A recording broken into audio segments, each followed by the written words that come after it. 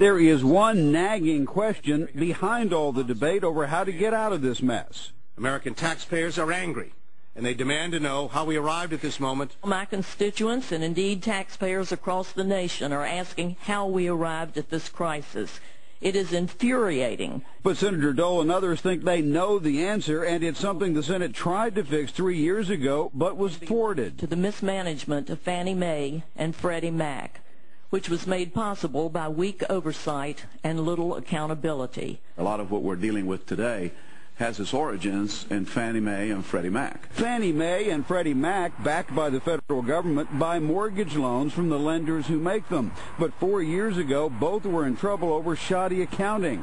Fannie Mae chief Franklin Raines, President Clinton's former budget director, was fired. To placate those in Congress who watched over them, Fannie and Freddie promised to do more to help poor people get mortgages. That led them to buy riskier and riskier home loans from private lenders, creating incentives for everyone to make shakier loans. The problem is that they encouraged very bad mortgages to be made by banks and other institutions because Fannie and Freddie would buy them. Eventually, they bought trillions of dollars worth of mortgages, a substantial portion of them based on poor credit, then resold many of them to financial institutions who thought they were safe because the federal government was behind them. As a result of this appearance that they were backed by the government, people never paid very much attention to the assets they were acquiring or the risks they were taking. And so shaky mortgages spread throughout the system.